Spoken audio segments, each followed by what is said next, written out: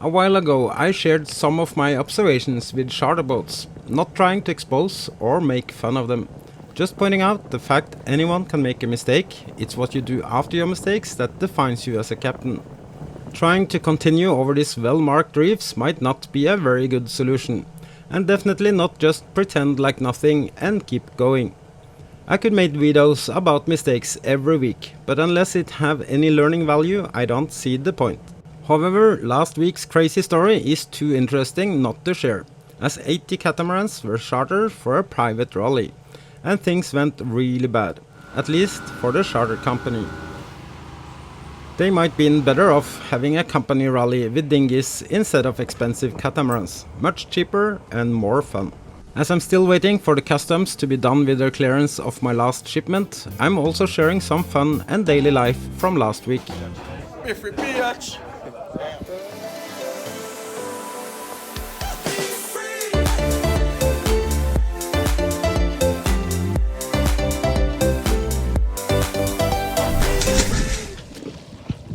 Fair winds, Niklas! It have been lots of see you later last weeks, and I'm itching to set sail westward. I was pretty sure I would be the one swinging by Niklas saying see you later, but unfortunately after 17 days in customs my parts are still not released. Most of the times things goes pretty fast and easy here, but now and then it's just out of the planet slow when it comes to the customs.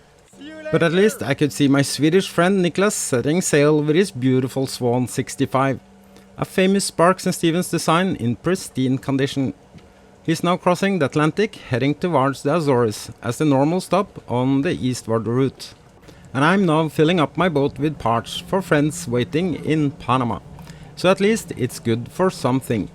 But it's not only friends setting sail now, the big ships are signs of season coming to its end. Soon hurricane season is here and lots of yachts are now being shipped to Europe. Still pretty busy here, and I was wondering about endless rows of catamarans going out this channel every morning, and I was soon about to find out why.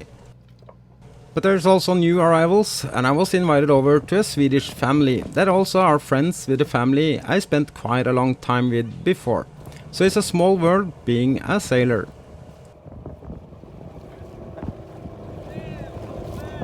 Tjena Sverige! Ja.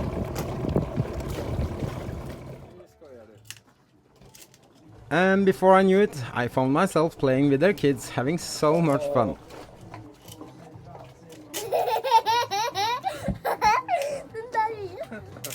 Nu vill fånga jag dig. Det blev inte riktigt.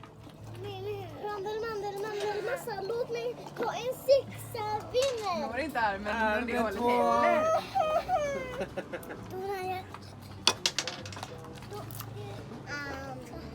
Fyra. Hanna Gecka. Nu när jag når ett. This morning, while admiring the brilliant fine maneuver of this big ship, I got a message telling me about a rally and some incidents as well as accidents. This I just had to check out and see if I could get more information. And a good start is the shipyard.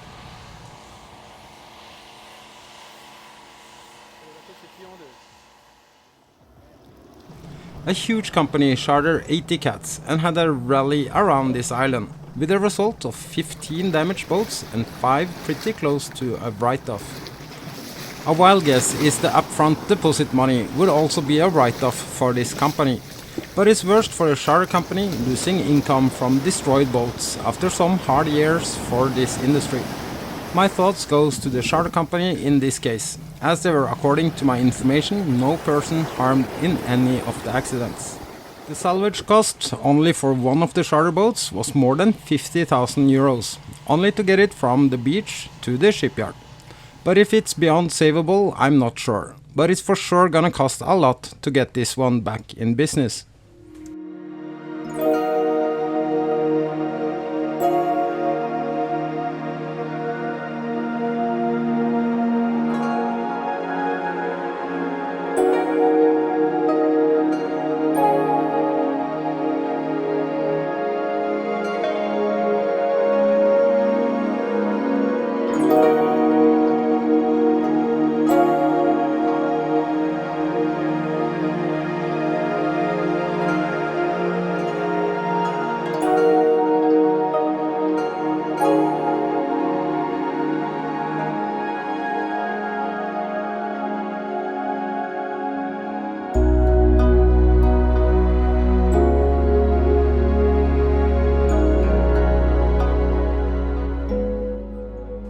Running a charter company must be quite expensive, but walking the docks and shipyards last month also makes me wonder about building quality and the future of some brands, without pointing in any direction or claiming anything. However, from my perspective, lots of things I see in the last years is pretty questionable in terms of both solutions and building quality.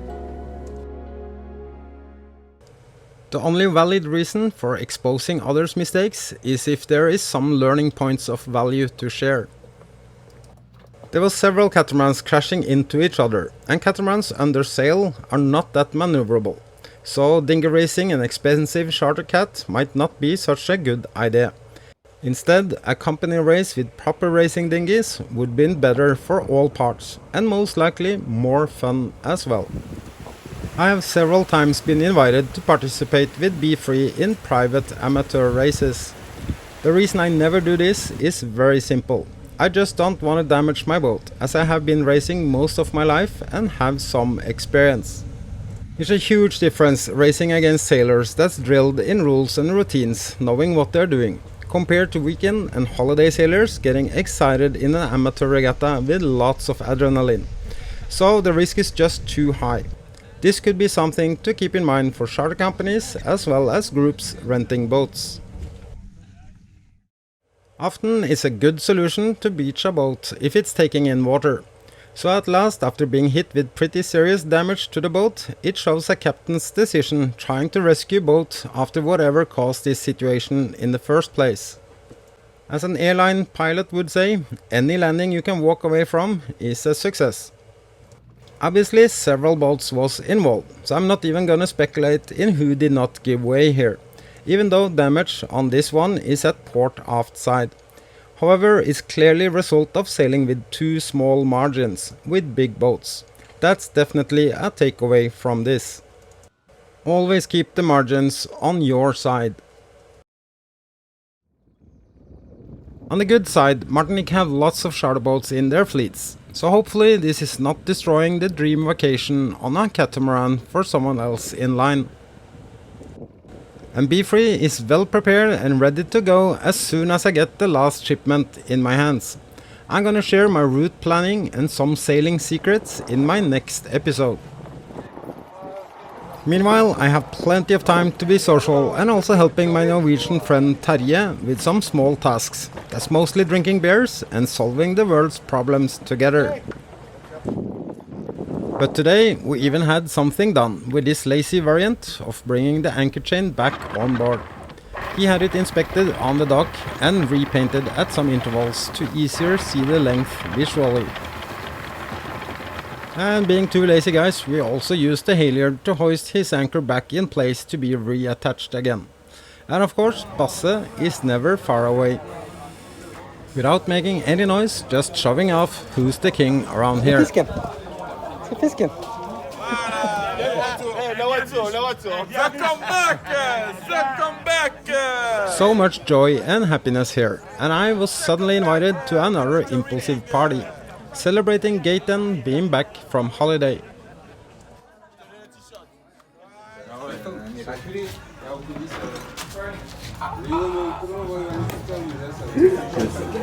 And already being at the dock with these beautiful people that includes me as their family, the walk to the bars is not far away, where lots of other friends already are waiting.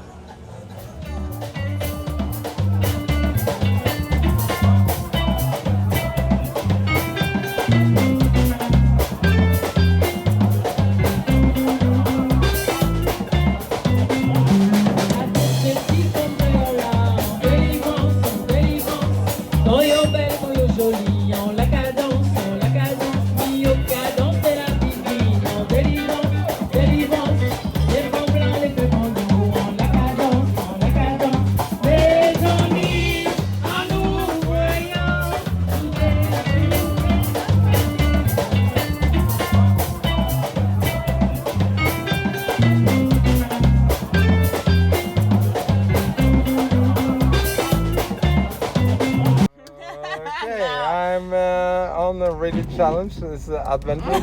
So Emily, where are we going? A pilot. Sorry? It's a pirate. Very good pirates. Whoa. Yeah. So Emily is taking me to a party now. I don't know where it is, but hopefully she's a nice girl. I don't know. I don't know her that much. She could be a danger. It all went good, except for not finding the party though. But a fun evening, and she brought me safe back home.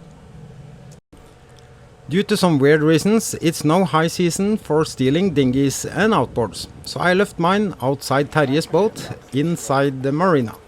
But what seemed to be a good solution before impulsive adventures and parties turned out to be a fun climbing over the fence exercise before going home to be free. Even though I've been here much longer than expected, time is also my friend in terms of learning more about the place and of course making lots of good friends. So I would say I'm lucky and privileged, as time is the new rich, not being on a schedule. Yeah, I guess it's not much more to say then. Thank you so much for watching. All the best. Stay safe. Take care. Cheers.